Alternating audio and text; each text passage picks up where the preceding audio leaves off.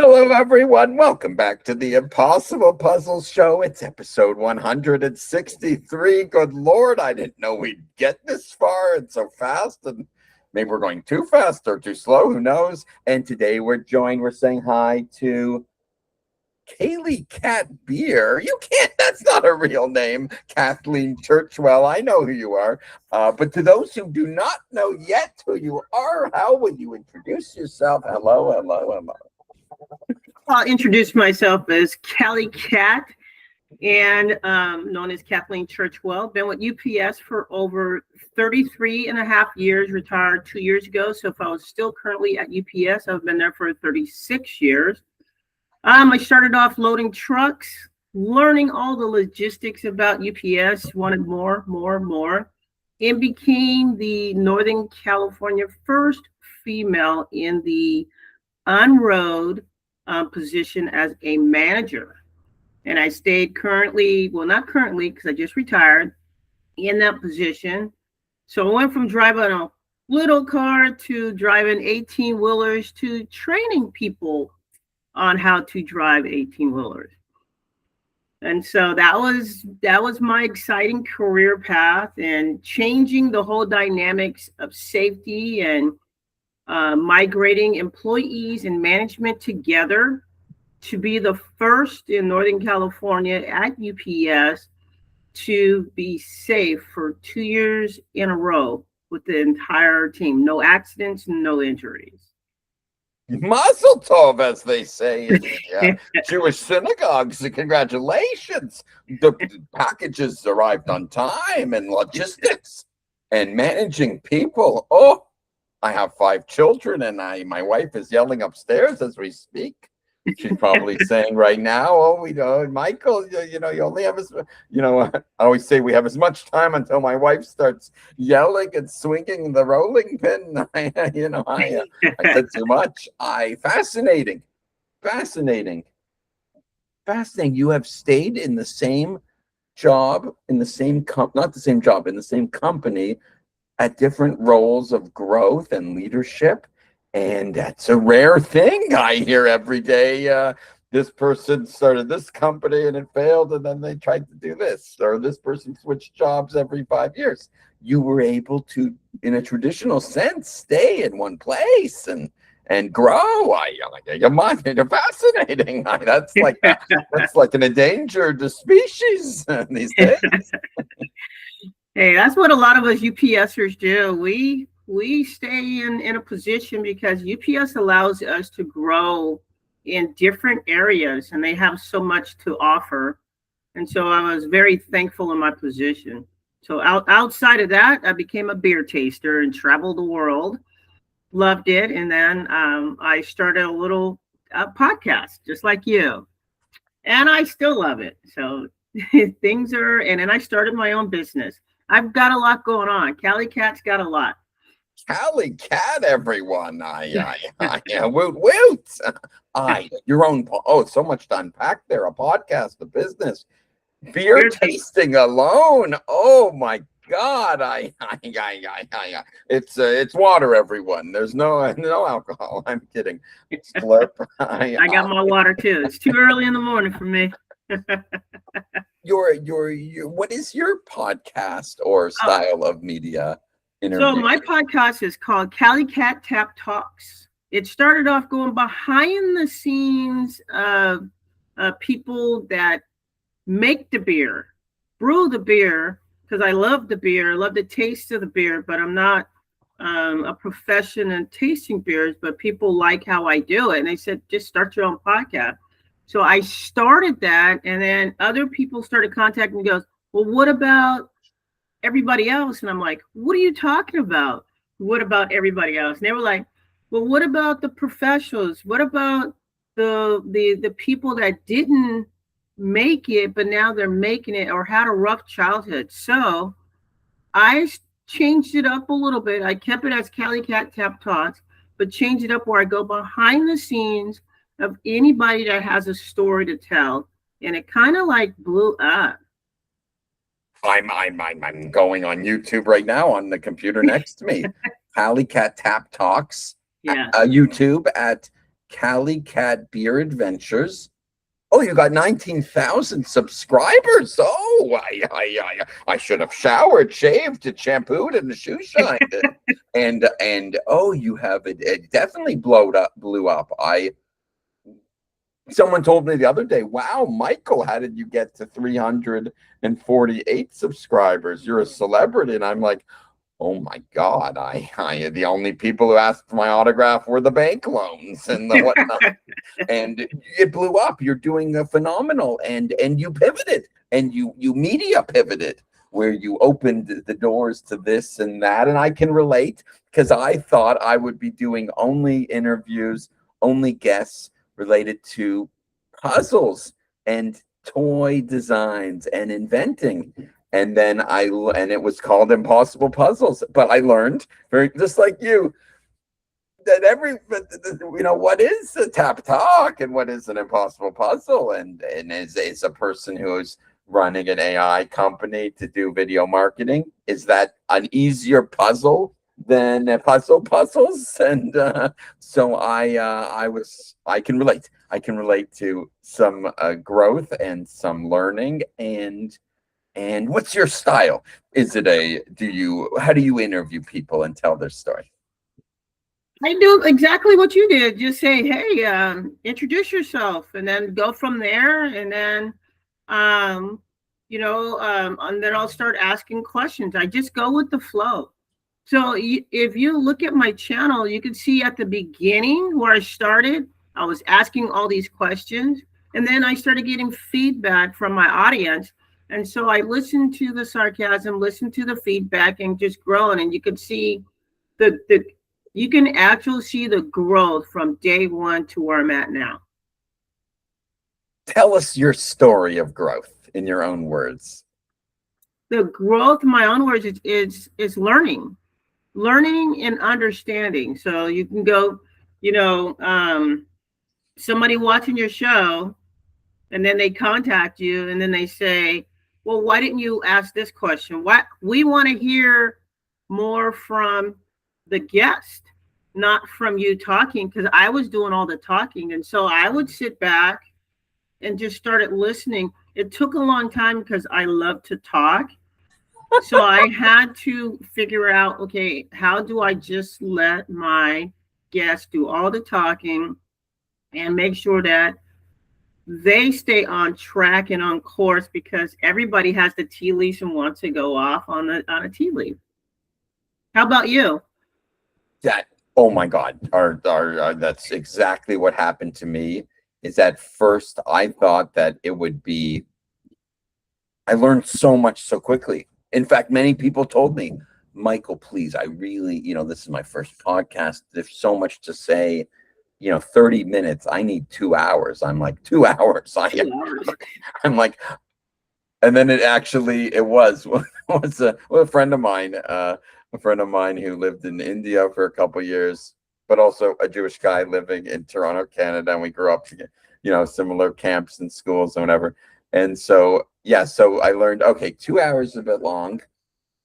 There's been people who are like, I'm really busy. And I'm like, you're not that busy. You're not married. You don't have kids. You don't have a job. You're not that busy. Don't insult me.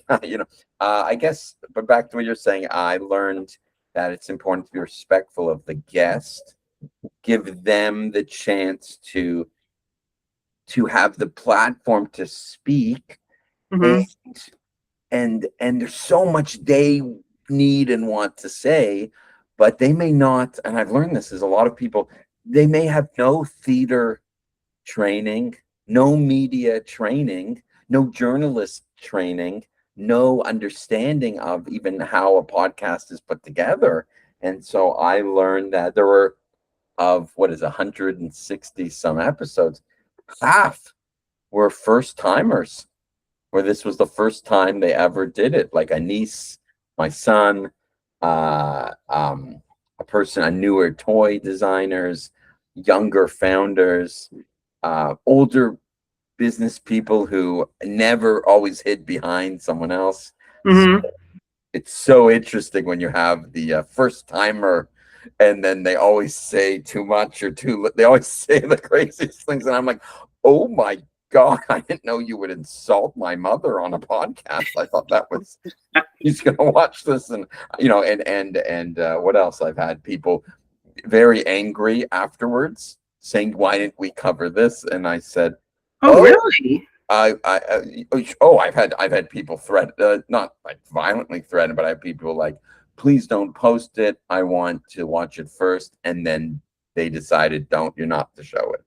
And I guess I've learned that, what else? I've had 20 people say, oh, you have to do it on Riverside and it has to be in this format and this style. And I'm like, that's great. But when you have a 64-year-old rabbi come on, he's not going to know what's what and who's who. He can barely get onto a Google Meet. So I learned that, how can I make sure that I record it in a way that's accessible? Another tidbit of wisdom I was learning was that everyone has so much wisdom. It's not all about the most successful celebrity, billionaire, expert, genius. A lot of it's wisdom from a person who failed. And they're talking. Yes. That's the real wisdom is the admittance of failure and telling what failed and why. And then I'm like, good Lord, that'll save me $100 million. Like, and people, what else? People of different religions and belief systems and even places of origin. And everyone's cool. Everyone's great. Yeah. It's great. Yeah. And it's not all about someone's like, oh, but I'm not Jewish. Am I allowed to? I don't know if I would fit because the last 8 people were Jewish and they all had the last name Cohen. I'm like, please God, come on. And the next 10 also have a last name Goldstein. Please, we need some fresh ideas. It's not Jew on Jew podcasting.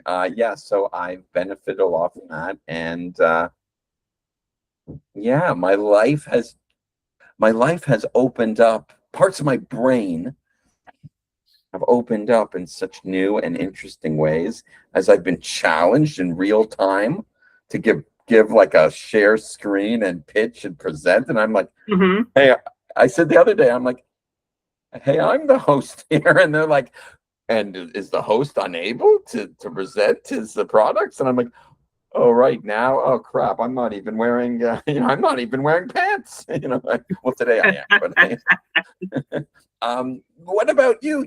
You've learned the value of the back and forth and sharing the platform as opposed to selling something. So I'm actually still learning.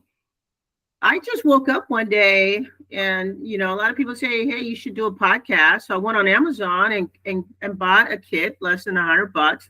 I still have it and I use it. And I was on Instagram and I said, well, I have it now. So how do I get it out to people?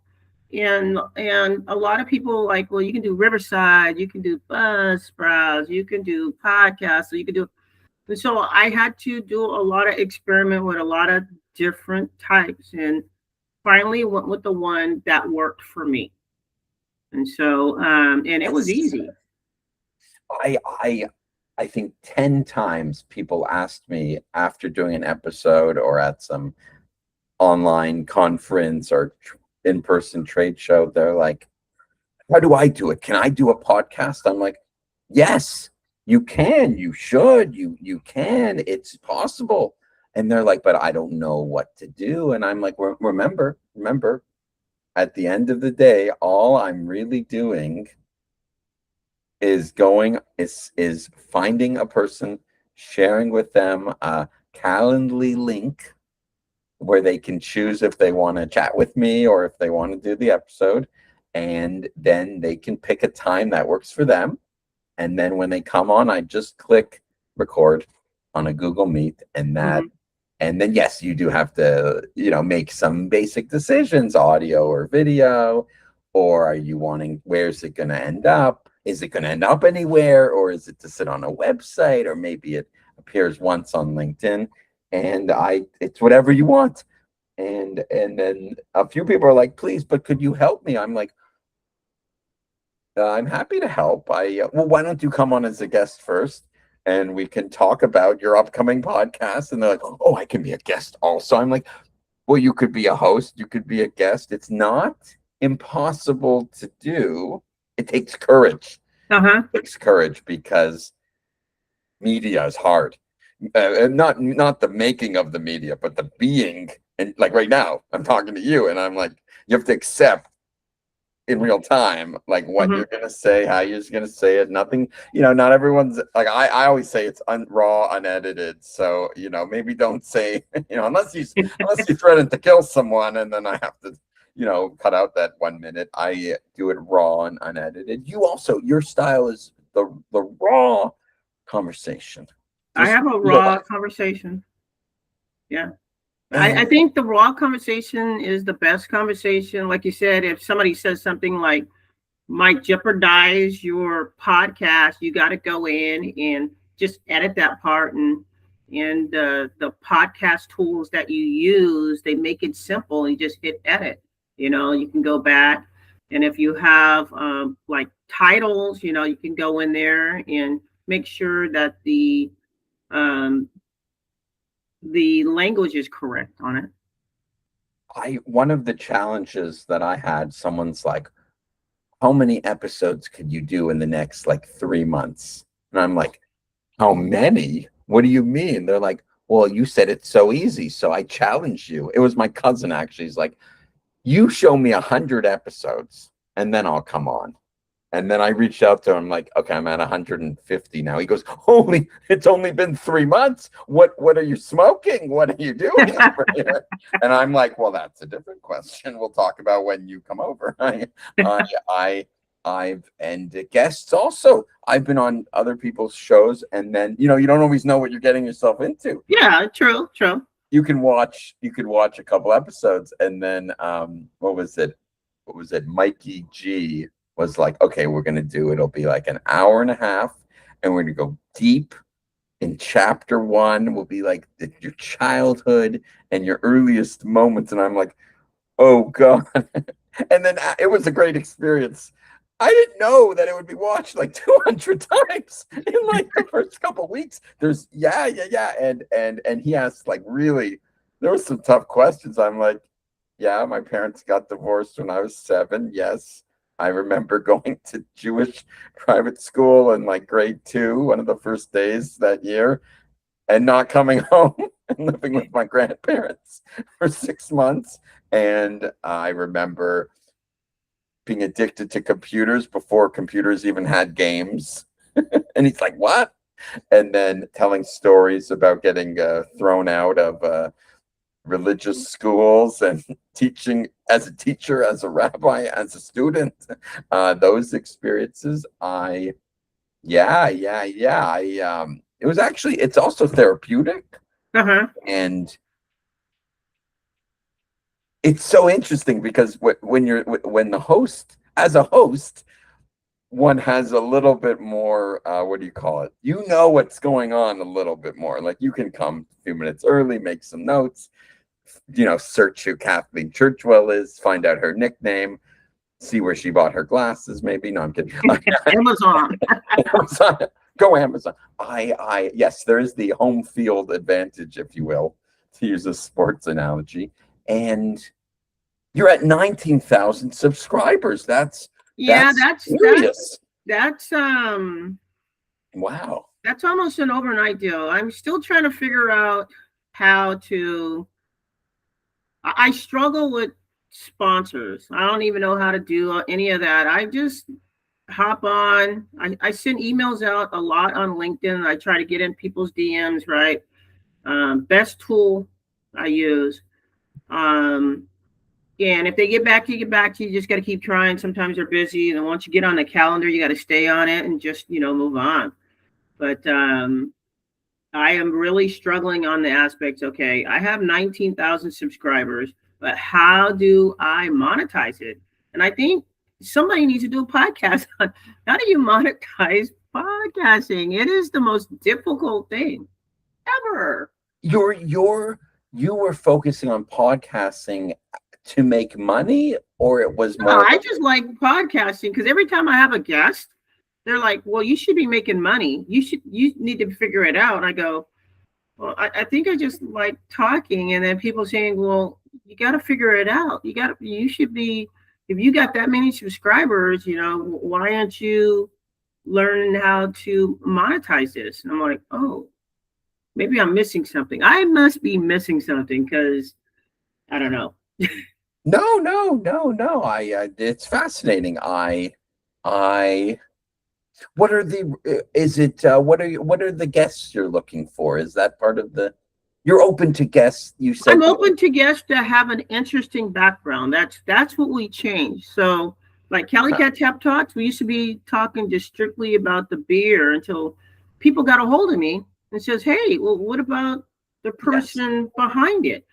What about the profession? What about the people that weren't successful?" And then I started reaching out with random people on LinkedIn. So I was just like, okay, I'm going to reach out for 25 people is my goal. Maybe 1% will hit me back. If I got two, I was happy. Two people hit me back, and those two people were bangers. And then I would get on, one of my biggest ones was Adoris from Oakland Roots. He's one of the owners from Oakland Roots, which is the new soccer team in Oakland, professional soccer team. And I got in on that just by sending emails, going back and forth, not knowing anybody. And he said yes. And I was the most nervous person ever. And off that, he talked about his childhood, how he came about marketing and being a part of the Oakland Roots. And it wasn't easy. His family wasn't easy. His sister was a professional soccer player, which I had no idea. They do a lot for Oakland, the kids, the students there. In that podcast interview, I thought 30 minutes went for about an hour. And I broke it down into two sessions and it hit over 10,000 views. Fascinating. Yeah, and I was like, okay, if I can do this, why can't I do more? So I just started doing other people, and then I got a hold of just different types of people, and it's been great for me. So it's not, yes, it's a one of the key pillars around your show is that you've been looking, let's say, for, well, it's a mix of very, let's say, very successful or powerful or influential people, but it's also maybe someone older who dabbles in wines.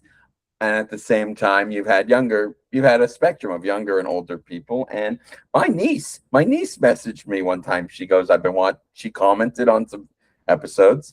And then I saw her when she came over to play with, I have 5 kids. So she's coming over to play with the baby. And then she's like, hey, can I do an episode? And then a month later, my friend's over. Can we do an episode tomorrow after summer camp? And then I learned also that it's not all about interviewing the venture capitalists and the toy inventors and the people over 60 who are successful. The most interesting voices sometimes are, like I said, it's the everyone who you wouldn't think. Something like when I found out about that show, Orange is the New Black, and a guilty pleasure. I watched the first season, and with I ate a whole thing of popcorn watching the first like 4 episodes back to back, and I'm like, this is the most interesting and creative show I've ever seen. Thank you, Netflix. And what's it about? It's about a bunch of women who are arrested or in jail. That's it. That's the premise. Yeah. And the characters around them, the guard like this and that. And what do you know? Isn't that fascinating? I'm a Jewish guy with 5 kids coming from teaching coding, doesn't know the first thing about a bunch of women in prison uniforms and sharing their stories and learning their backstories and the drama elements thereby. And I've had conversations with the most interesting and most wild topics where, yeah, like a 22-year-old who is now running this company, and he got venture backed, and him talking about how his parents have no idea what he's doing and how he's living in a hacker house, and yeah, and he's like, thank you, it was so good to have someone tell my story. And but me, I did it for myself. I put myself first. I have my little popcorn. I'm like, no, I'm like, this is the most interesting story I heard all week. Woot woot. And yeah, and I'm sitting here, I guess that's what journalism is. Journalism is the setting up a situation where another person can tell their story, and then making sure that that story is made available. It's just today, it's a lot of it. Thank you, Google. Thank you, YouTube. Thank you, Google Calendar. Thank you, Google messaging. Thank you, Gmail. Thank you, thank you, Yeah. YouTube Studio for trimming things. Thank you, YouTube Analytics. Thank you, LinkedIn. Thank you, thank you, Calendly. These are magical tools of if the rabbis were not so anti-technology, they'd be spending all day on Calendly. Who knows what they'd be doing? They definitely wouldn't survive they wouldn't be the best rabbis. I am fascinating. And you talking here about your guests, your interviewees, as having challenging childhoods. I used to joke. I was joking with my cousin. We did an episode, and we are talking about, our family, this and that, and I'm like, wait a second, everyone.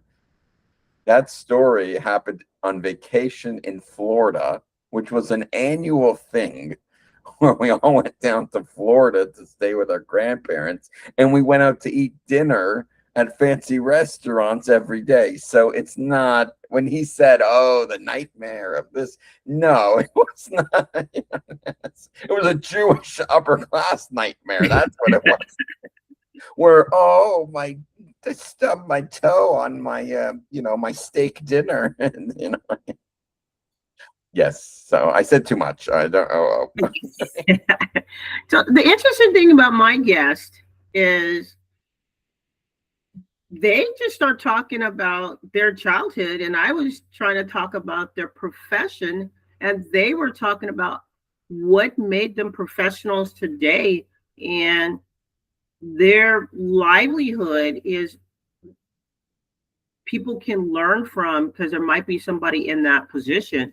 So I've had the privilege to do Don Kurtz.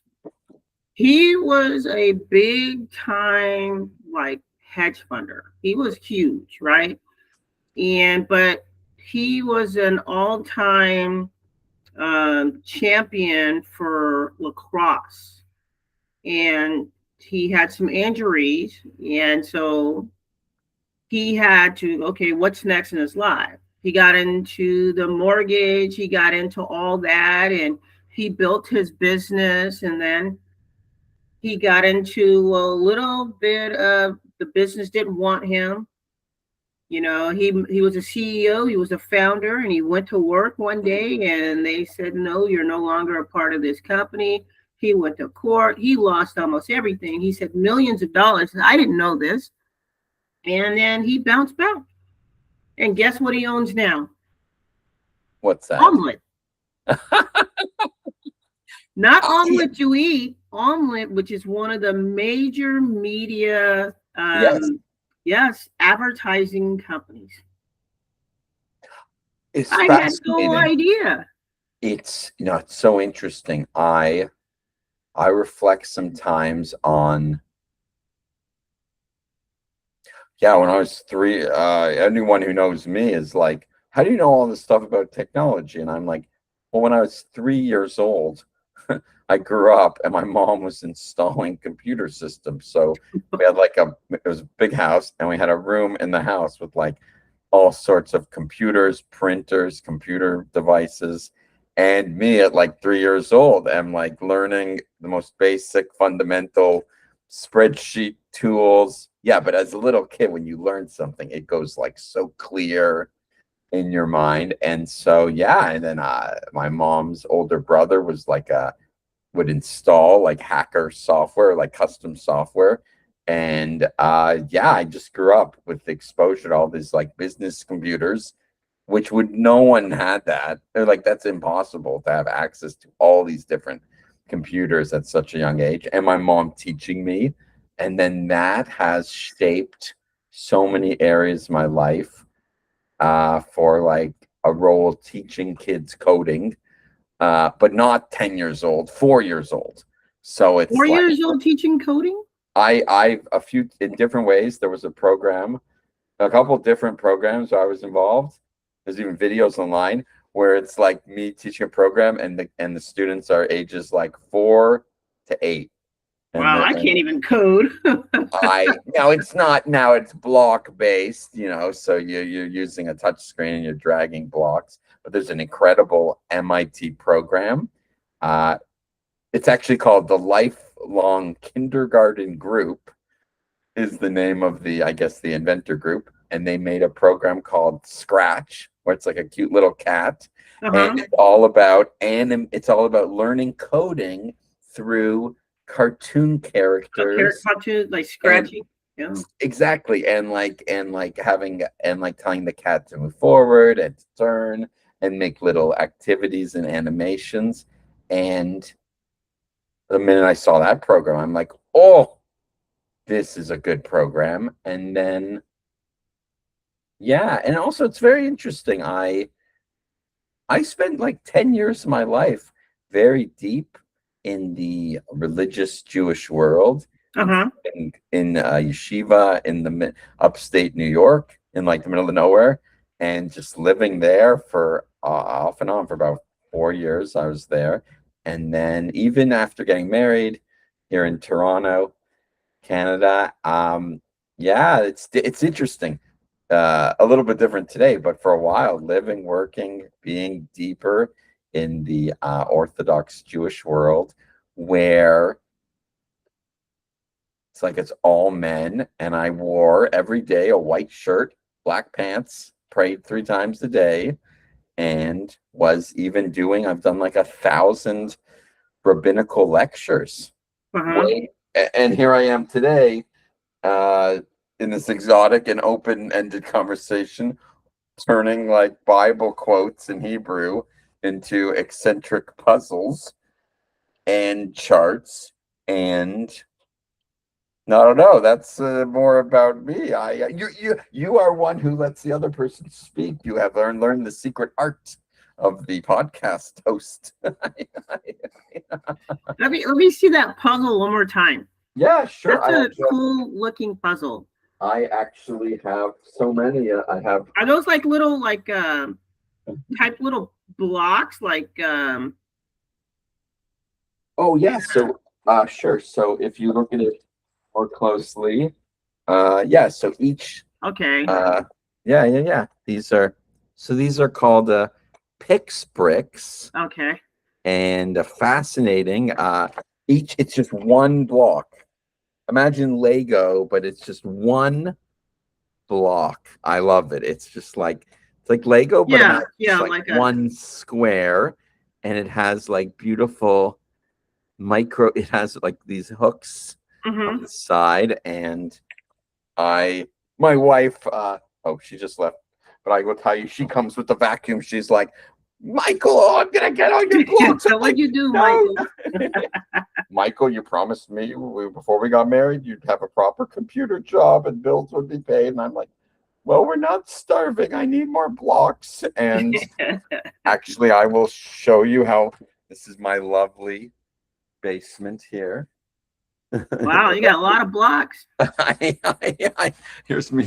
I am giving a tour, if you will, of my many blocks. Yeah, so imagine, like, it's a lot of yeah. These are like the art. This is Eye of the Tiger, a song turned into a puzzle. And at the same time, these are filled with blocks. And here we are. Yeah, sure. These are all Look like it's I'm all thinking organized by color.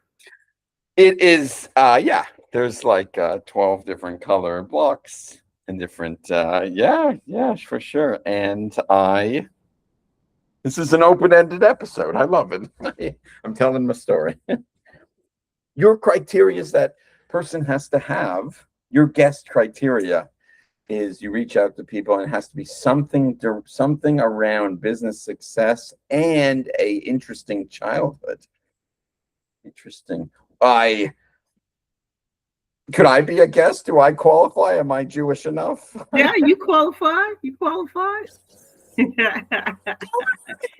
qualify. You qualify. Qualification is having fun and just talking about life and how it treated you. God, hi, Mom. I'm going to be on the Cali Cat. I might be drunk. Anyhow, my bar mitzvahs for everyone. Your style is, you said you interview people, you say you cut in half and it was like 50 minutes each part. You're doing an hour and a half episode. I try to do 30, but sometimes it goes a little longer than that. So it goes a little longer. I've done about 3 or 4 people from Canada so far, and it just goes a little longer than normal. You are creating sort of a very open, flexible type of experience where it's like you're doing the, it's always better this, where it's like the raw conversation and there isn't nothing staged and you're not like stopping for 30 seconds and putting all sorts of images. It's just a raw conversation. And I've learned when I've reached out to many, just like you reached out to so many people, for every 20 messages that go out, one person comes on. So I learned that if I want to do 20 episodes, I got to send out 400 messages. And I got a bit lucky because there's a really good program I always talk about called Bordy.ai, which has helped a lot for, it's kind of like a AI super connector. It's like an Australian voice. It's kind of annoying, but the connections are really good because it can help. There's a lot of people in California, in Silicon Valley. There's also a lot of people in Toronto, and it's really good for, I guess it's less work than sending. It's a little bit better, like easier, the hit rate or the responses. And I had a huge transitional moment where I used to film by recording the screen because I wanted to show both you and me, the guest and me, and the host at the same time. And then I learned that it's much better if the person's talking, let them cover the whole screen and then it can go back and forth. So in watching other episodes and talking to greater podcasters who have many more episodes and many more viewers, I learned so much. On my first episodes, or it was like was it like 18? And I'm like, oh, Mr. Greenlee, thank you for coming on. And he's like, yeah, I was busy. I am the chairperson for the Podcast Hall of Fame. And one of my 11th podcast, we just hit 670 episodes. And I'm like, oh my God, Rabbi, and then he's like, no, it's not like that. Everyone's equally wise and a fool. I think that wasn't I'm paraphrasing. Whatever he said was probably directly from the book of Proverbs. But independent of that, what are your thoughts about how many episodes you do, how frequently? See, that's where it gets confusing because I thought you had to pump out episodes every other day, and you don't. Some people just want maybe a consistency of an episode a week, but if you go and look at mine, there's no consistency. Mine just pops out and people just pop on and listen. So at first I was doing like 3 a week, and then I went down to 2 a week. Then I was like, okay, let's. And then somebody reached out to me and said, you need to either do it on Wednesdays or Saturdays. Most people, that's the middle of the week, and then the weekend they're going jogging because their mind is away from work and they want to listen. And so I started doing it, late Wednesday night, Saturday, and I didn't know how to automate it to get it going. And then one time I thought I automated and it didn't work. It started populating on different dates. But if you look, there's really no true consistency. I put it out there and say, hey, watch my show. Less is more. Less is more is a great wisdom. The less. There's someone I talked to. They're like, okay, I just finished season 1 and I have 8 episodes of myself talking in the microphone. And I was like, that's great. That's great. That's a different style. That's a different style. And they're like, what do you do, Mike? And I'm like, I've never done by myself. I've always had a guest. There are people who've come back 2 or 3 times if they wanted to, but it's always been a guest, and it's always been a raw chat and learning a lot about marketing. Yeah. And for me personally, there has always been, I have really bad like ADHD and basically almost autism to a certain degree. So by admitting that, all sorts of, some very successful, some very not successful, but all sorts of people were like, oh, what's your show? I've been on a couple of podcasts. I'm like, oh, but because of your dyslexia, I really want to talk about dyslexia. He goes, dyslexia? Oh, you know that I have dyslexia? I'm like, yeah, I saw, yeah. And he goes, oh, what are you doing tomorrow? So the vulnerability aspect is fascinating because, and then there's people also, it's because they're Jewish techie and I'm Jewish techie, or they're like Jewish inventor and I'm Jewish inventor. Like they've said to me even before, like, well, yeah, I'm not interested in any attention. Oh, but you're a Jewish guy with crazy puzzles. Okay, if you show me that clown costume right now, I'm like, what? And then so it's fascinating. It's always been I learned this accidentally, where it's like, having a pre-chat where the person's like, well, what are we going to talk about?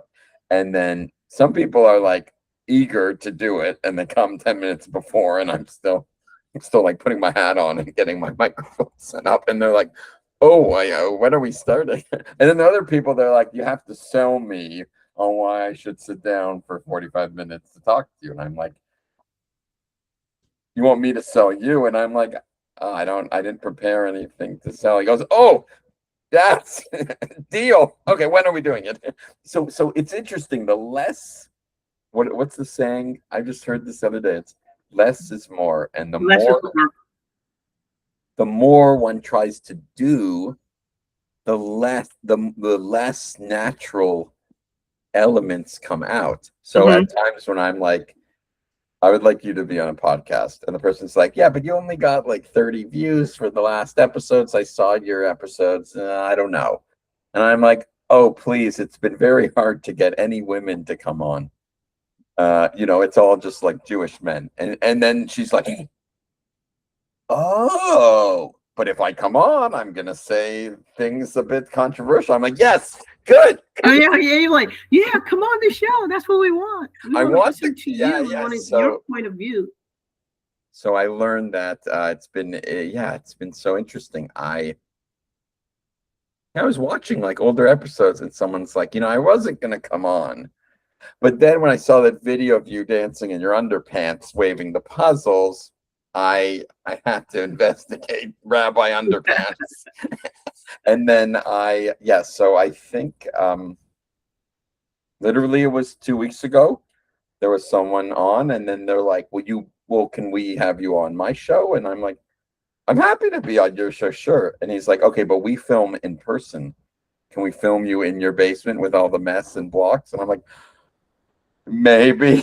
And then my wife's like, what's going on? Who's coming over when Who's and where? coming And I'm like, over? no, it's a misunderstanding, and I think no, we're not really filming anything. And then I like sneak the guy in the basement, set up 3 cameras, and we film it live in person. He comes over for 2 hours, and we film it live in person, and then it goes online, and it's kind of crazy actually. I think the first time I was a guest, it was like a live LinkedIn thing for 10 minutes or 12 minutes or something.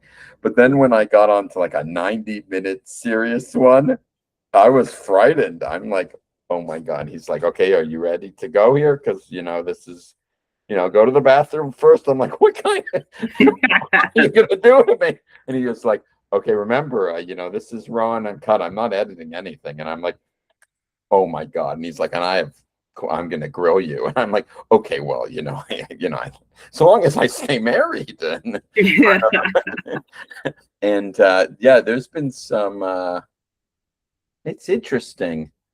It's interesting if you met me a year ago, I would never, okay, maybe I'd have some videos online of me or playing at the park.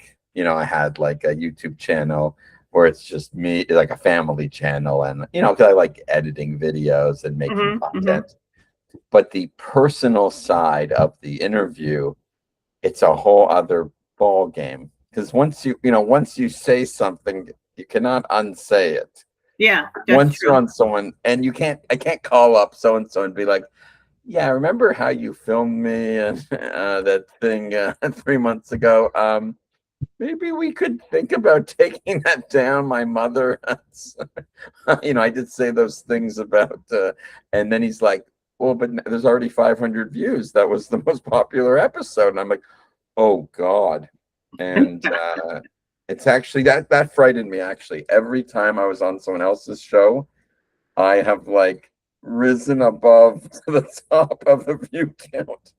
And then so I don't know if that's a good thing. What about your experiences on other people's shows? What's that like for you?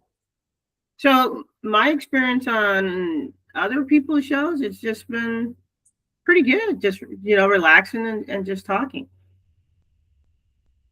Just relaxing and just talking. They always say, like I say, just enjoy the moment. We're just here just to have a simple conversation, and that's what we do. And people like to talk. I don't drink coffee, but if it's in the morning, I'll have some tea, and just have a simple conversation. Sometimes it's about life, or it's about my background, their background, and then we'll just collab our backgrounds together. Like, I love your background. You are a tech guru in my eyes. And the only other person that's a tech guru that I know he was on my podcast. His name was Frank Robles. And so he was out of the Silicon Valley, but he now lives in, I think, Nevada or Texas right now. I'm not for sure where. But he's still a tech guru. It's so interesting. I spend so much time only around like really technology people. And then sometimes the insults, when you're in like the sort of let's call it the technology locker room, or the sort of all the the serious technology people, they're so hard, they're so intense and hard hitting. So like my cousin, who's like a incredible 3D printing wizard, and like has made Michelangelo statues by 3D printing them, and could sit for like 20 hours making enormous like things. And I'm like, hey, could you make me maybe some little puzzle Chutka's little things? And then he calls me 2 days later. He goes, okay, I have 11 different samples. What do you need? And usually in commerce, people talk about money, cost of materials. The real aficionados, the real tech experts, I've learned this the hard way. You don't bring up like money. When they show you like software, my wife's like, where are you? I'm like, I'm at synagogue. She's like, it's 11 at night. You've been there for 4 hours? Yeah, right. Show me where you are right now. I'm like, As a video call comes in, and I'm like in someone's basement in front of like custom keyboards and mouses and 5 screens everywhere. And so I've learned that people don't, the people who are like the super technology people, Mm-hmm. they don't go into they almost think that the real one, like the real experts, they're very esoteric and very artistic flavored. They talk always about collaborating and which tools are you using, and are you a righteous technologist? Like, are you changing the with all the powers you have and training? Are you doing what's right? Are you a white hat versus a black hat? And so it's fascinating how there are conversations, for 5 hours, and I've learned all this.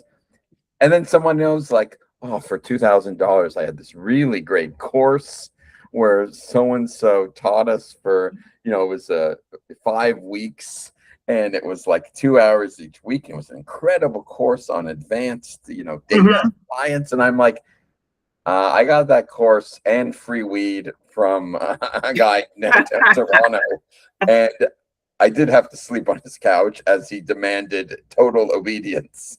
And I don't remember I don't remember how much the hashish cost, but I don't think I paid anything. If anything, he gave me credits to his system, and the amount of alcohol and soft legal Canadian drugs that partake. The learning is so good. I don't, if anyone's charging money for things, I'm like, the real people are against money. I Yes. mean, if you have enough money, you probably don't care about it anyway, which is its own, which is another question. But you have found this maybe a bit with the drink, with the beverages, with beer, is that the real experts of beer, they are not going to charge you when they hand you 5 different beers, right? That's not how it works, because it's a different league. It's the Yeah, it's a different. I do a lot of beer trades. So we do beer trades across.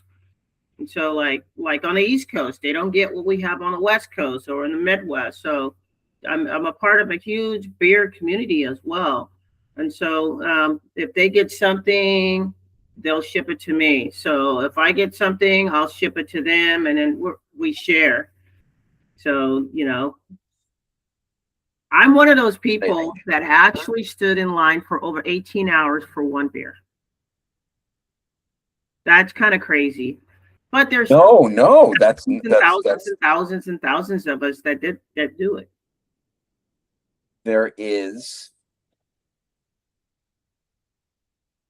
There is in Niagara Falls. I've been a couple times. My wife likes to go, and whenever we go to Niagara Falls, it's like, "Where are you?" And I'm like, "Oh, I'm just at the falls," and she's like, "Prove it." There's a theme in my life marriage of the phone call, the video call, and where are you? But oh, they have these like, street, custom breweries. Yes. There was like raspberry beer mixed with like, and you could pick your flavors, and they're like, "Sir, you can't have a beer. You can't order your custom beer set until you taste at least 10 different samples." And I'm like, "What?" They're like, "This is not, this is not the fairy tale. You are coming to the, this is high level beer. You must taste each sample first before you can kind of put together your, Mix which your own beers. yeah." And I'm like, "Wait a second, are you angry at me that I only drank 4 of the large free samples?" I and my wife's calling, goes, "You tell your wife that this is important. This is a crisis." So, Wow. the Yeah. beer. What kind of beers are you? You're a fan of a certain type of ale or lager over others? So when the hazy beers are out, I like the hazies. Lately, I've been drinking a lot of lager and pills because the weather's very hot, and so I'll drink a lot of lager and pills during the holidays and Christmas like that. I'll hop into the stouts and the porters. Very tasty beers. You know your stuff. No nonsense. You're not one who wanders. Well, where I live, it's all it's changing gradually, but it was always there was a government run kind of state beer store and Yeah. liquor store. So it was always like very official, and you have to go to the government location. And then only the last couple years, there's like a big sign at like Walmart that says beer here. And all the Canadians are like, oh, thank God! What has been going on? Like, they treat us like it's like a criminal act. Oh, you want to come into the beer store? We need to see some identification. I'm like, yeah. Last year, when I shaved last year, I got carded at the when I went into the liquor store, and I'm like, I'm 41 years old. You can't card me. They're like 41. The fountain of youth in your backyard, magical. And I'm like, I really look. They're like, yeah, I thought you. I was a bit nervous. I was a bit suspicious. You definitely. I'm like, you think I'm under 21? Oh my God! Yeah. I get carded sometimes as well, but I'm over 41. You get carded as well. What's that about? I have no idea. This is so interesting. When you say your podcast, you always do Wednesday. You set aside particular days to do it. I set aside particular days, but it doesn't really pan out, And so as soon as I'm done editing something, I'll push it. I'll let the guests know, hey, I'm going to send this out. I think it's pretty good. I'll send it to them. I'll send them a link. They'll look at it, and I've learned you got 24 hours to look at it and like it, yes or no. 95% of them say yes. Then I'll post it. When I first started, the problem was I will give my guests, hey, I edited, boom, boom, boom, let me know. And then you're like a month later, oh, I just finished it. It's okay, it was supposed to go out. So I give people 24 hours. It's so interesting. I have people message me right after. They're like, I need the footage. I need to make clips right away. And I'm like, well, okay, hold on a second. We have to allow Google Meet has to send me the file saying, okay, the recording's been processed. If you wish to download, your 1 gigabyte file, I put it on YouTube, and then I'll get it out there.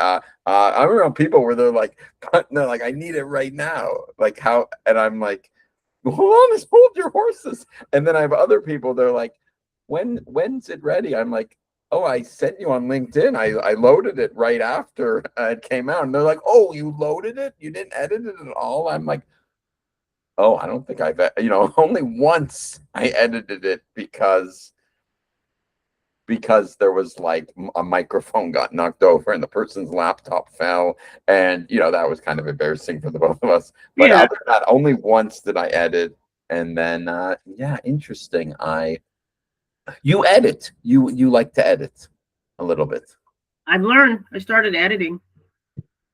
Yeah, and it takes a minute. That's the huge thing.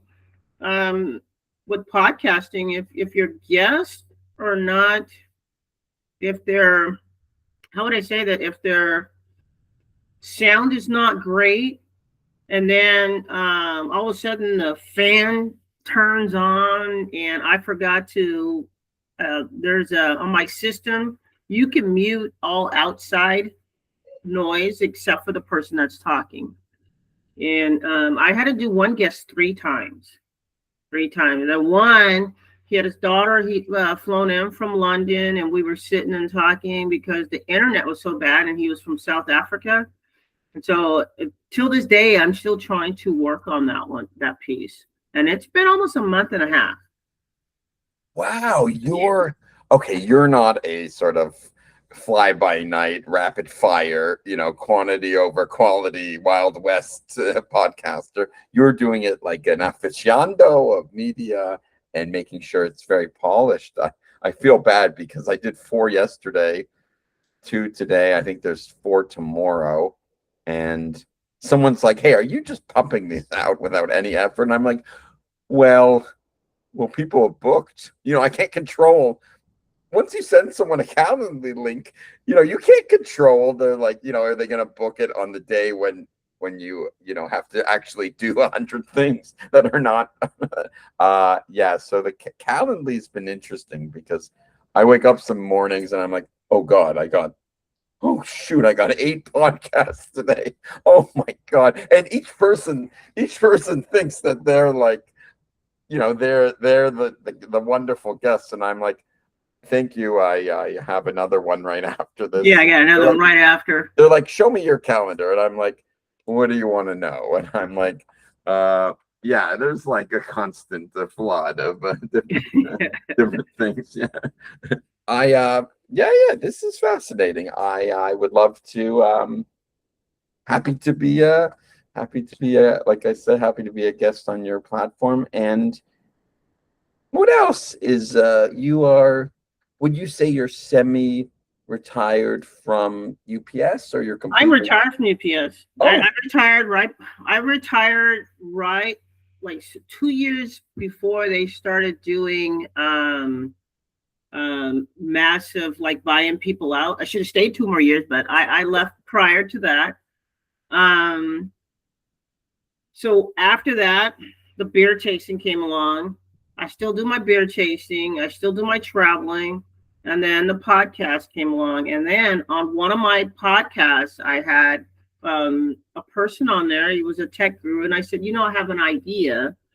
And he says, well, I can turn any idea into a business. So he's had like 50 businesses and, turned around, help people. And I said, okay, let's talk. So we talked. And so now I started a business. And the business is my current journey. And it started because my oldest went to University of Oregon, graduated, but most universities or any colleges now, if you're a freshman, you go to the college, you stay on campus. Then, they meet friends and, oh, mom, dad, we met some friends. We're going to move off campus. So you move in and off campus to off-campus housing. So when you move in, you put a deposit down. None of these kids get their deposit back. None. So I started doing some research. Our youngest son just graduated a year ago from University of Santa Barbara. Brand new place. Never got his deposit back. So I started talking to the parents. Okay, what's going on here? And so with Frank on my podcast, I started talking to him, and then we talked a lot offline, and he said, well, you can make a business out of it. I started looking into the laws. There are now laws that are, because there's so many people out there that are getting taken by landlords or getting taken by property management or being taken, just don't know their rights. So I started a business and I started learning how to build my own website. And so, and I use like Lovable, it's out there to help people be transparent. And then I started getting a little bit pushback from the real estate market. And they say, well, there's more than one pain point. So they were a pain point too. And the biggest pain point is, how do I tie both protecting the deposit, letting people know, hey,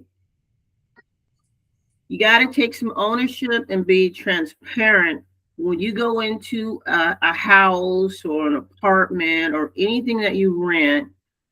This is what's going to happen if you leave it like this. But this is how you can do it through this app. And for the property management landlord side, instead of them coming in and antagonize you every other month, you can upload videos to them so they can see the condition of their property. So technically they can protect their portfolio because that's what it is. Now, if something breaks in a home, you can go on the app, tap on the app, and it says, okay, it will alert them if it's over the weekend, anytime, 24/7. But instead of interrupting their day, okay, they agreed to, okay, handyman over here can come and fix it. But if it's a renter issue and not a property manager issue, the app will help them. Because let's say you're renting, you're a student, okay, you broke a window by mistake. Who are you going to call?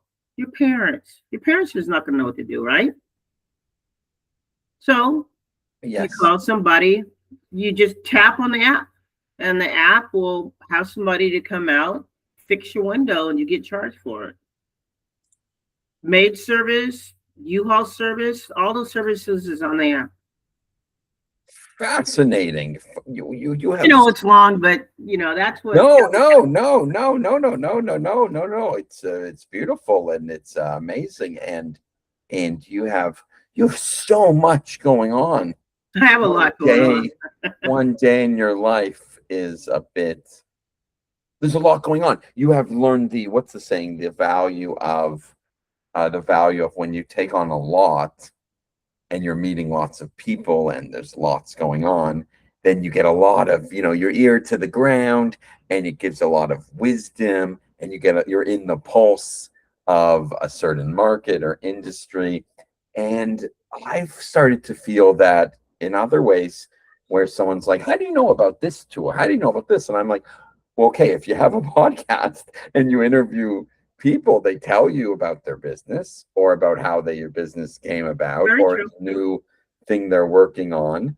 And then they are happy to share different tools they're using. It's almost like by me talking about Calendly, saying that it's a great tool for allowing people to either book a podcast or a random time to chat. And then you have options provided and easy, convenient things. It by me talking about a great tool, I feel good. It makes me look good. And then it, of course, is a free ad for Calendly as well. And Calendly, I don't think they advertise on, they're not the, hamburger joint. So they're not advertising on like mainstream American media. So I think it's fascinating, the word of mouthness. And then it's also so interesting talking with when people are like, well, I have this software tool and we're running a beta test and we're looking for maybe 20 people to do it. And then if you're a podcaster, then you're perceived as like a media personality.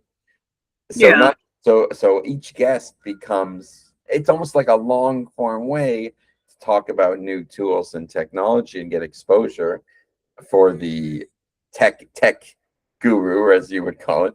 But at the same time, I've been fascinated. I've been shown things. People have mailed me new types of card games and toys and board games on the basis that I bought it. Like you said, you buy the cheaper microphone and you plug it in and try not to sound a little bit foolish, but fascinating. Amazing. Yeah. This is what else is going on in your busy life? That's pretty much it, man. I'm learning how to, building a business from the ground up. It's been almost 9 months building a business. I've even did a podcast short on it. I mean, a video short on it on my YouTube channel, and it has like 100 and something thousand views on it. So it's a niche. It's a niche that I have gotten myself into. Kind of crazy, just trying to figure out how to market it a little more, get investors. So I've learned what a pitch deck was. So here I thought a pitch deck, I can put it together. And I went on YouTube and did all this and sent it out and it got kicked back. And what is this? This is junk. And I'm like, what are you talking about? You're professing this is junk, and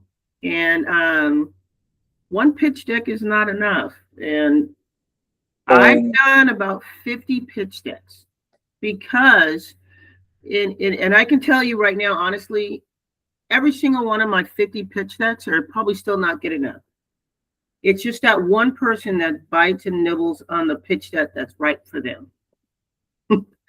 It's funny you say this because I was last year, yeah, like a year and a half ago, I was in a technology accelerator program, and Mm-hmm. the whole program was like, Mike, stand up. What do you do? Do it. Show your puzzle, show your designs, explain it right now. And I'm like, right now, what? And there was a lot of pushing and filming me, and not pushing like, Oh yeah, yeah. but the nudging and encouraging, and that was so important.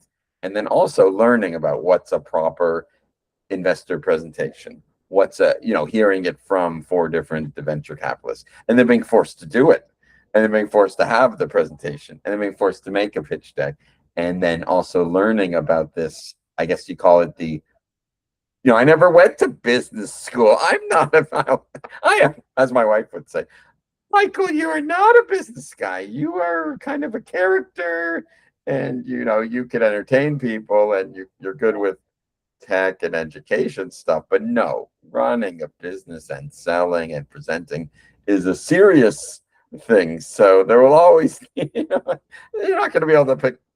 Someone else may have to do that. And then I've learned what was the joke I heard the other day? Mike, we're going to keep you in a cubby hole. We're going to lock you in a basement, which is sort of how I live anyhow. But it's like, we're going to lock you in the basement, and we're going to have a cubby hole. We're going to have a rectangle area to throw in the pizza boxes and a circle thing to punch in the 2-liter Mountain Dew. But that's it. And under the door, send out the code, send out the finished product. We don't want, don't get involved in anything else. But the pizzas will come in, those slices will appear through the hole. And I've learned that that's actually a reality. That's actually a reality of the can we use the term mad scientist or autistic math science character, computer nerds. And yeah, I guess I kind of like it also because I don't have to deal with it's hard dealing with like loud, rapid fire questions. Like a venture capitalist came over, he goes, all right, explain everything right now. And I'm like, well, would you like a little Tropicana orange juice to start? He goes, no, I'm here for an hour. Let's get down to business. And I'm like, okay. He goes, pitch, let's go, do it.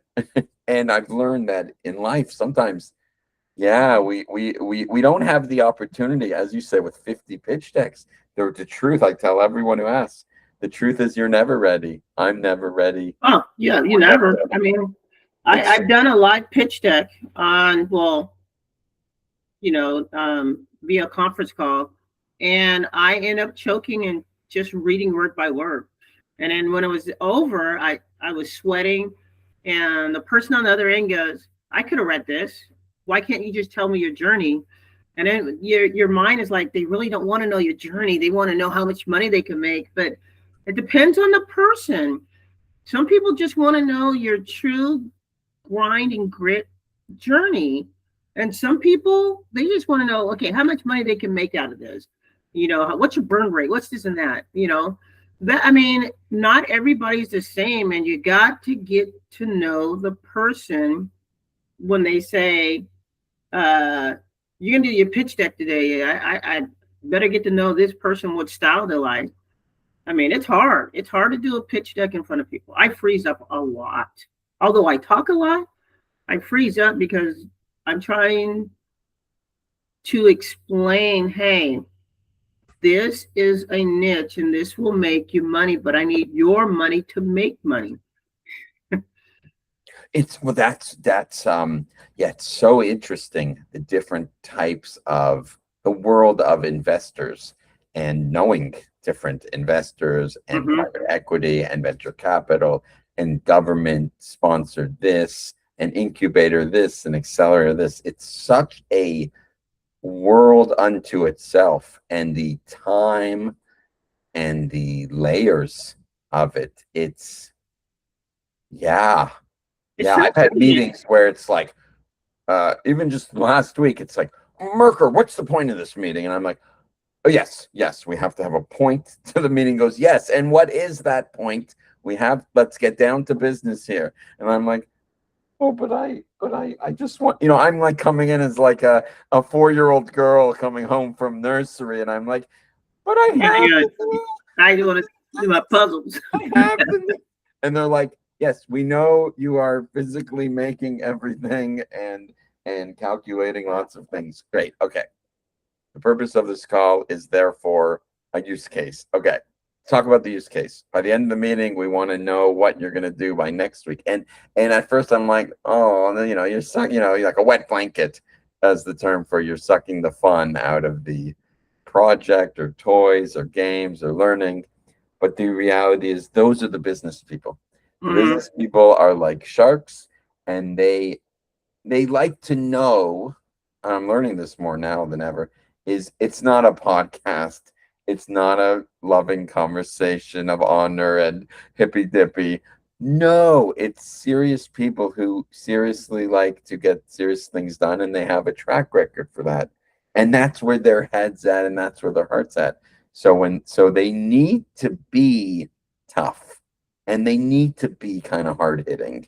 And so I've learned, as if like taking off one hat and putting on another, I've learned that, okay, when I'm talking for 4 hours with the tech nerds, okay, that's one type of conversation. When it's a presentation in public, Yeah. it's to be fun, that's one type of presentation. When a serious, successful person who's 15 years older than me goes, okay, what are we doing? When are we doing it? Let's get down to business here. The PDFs need to be already done, and I need to hand them over, and it's never ready, Hmm. and I have to not just digitally but physically mute myself and focus on the A to B, B to C, C to D. It's actually it's a necessary evil, if you will, a necessary process. People like us are chatty, a little Yeah, bit we're podcast chatty, but chatty. there Yeah. is processes. So like right now, I'm going to go in left field, like on LinkedIn. When I get a hold of people, and then they do process by elimination as well, right? And so I'll get a LinkedIn. Hey, let's do a quick Zoom call. I just want to get to know you. And their Zoom calls is sometimes 15 minutes, sometimes less than 30 minutes.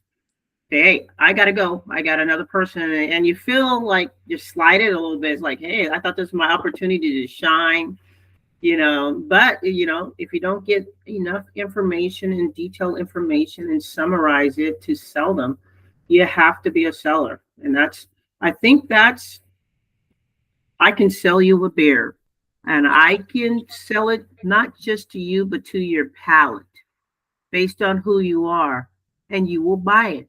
But I have to learn how to take that aspect to sell what's needed to get people to buy into my business.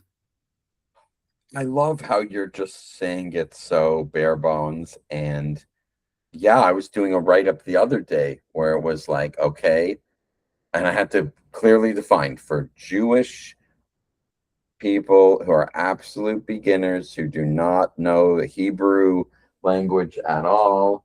And it's like, they cannot identify the symbols of the Hebrew alphabet Uh-huh. and the clarity of the messages, to come to them with art and puzzles and game activities so that they can experience the ancient texts like the Bible, the Talmud, the Torah, all those Jewish authentic stories in the original text somehow as a fun activity. And the minute I got that wording clear and rehearsed it, Hmm. then the other guys are like, "Oh, why did you say that?" It's like, "Oh, if you said that freaking 2 months ago, we would." So I've learned that it's almost like a necessary. It's sort of the what do you call it? It's the success is found by bouncing like a pinball off Yeah, all different failure aspects, and then curating, growing and learning. And growing and that's learning, yeah, understanding in different ways. and Yeah. failing and getting shouted at times. And I it's actually very nice talking to a lady for once. Women shout well, unless you're my mother or wife or mother-in-law, generally women are more peaceful on the and accommodating. There are other founders I know, the female founders, they always on LinkedIn are like, here's struggles I have this week that I'm working on. The men are like, oh, another 10 users this week, and oh, we're gonna take home with this. And the ladies are very like, we just are finding our footing today. And I'm like, no, you sold $1,000 a day for the last 6 months. And she's like, yeah, but that's all a fugazi and imposter syndrome. It's Yeah. almost a dichotomy. The men are like punching and yelling and faking this, and there's no product. And the women with like successful products and customer bases, Yeah. robust marketing are like, I don't really know what I'm doing. I don't know. It's a crapshoot. And I'm like, oh my God. And Yeah. we could pause here. This has been a beautiful open-ended discussion, and I look forward to being on the beautiful. I'll make sure I have some beer, maybe, on the Cali Cat show, and fascinating. And I will pause here.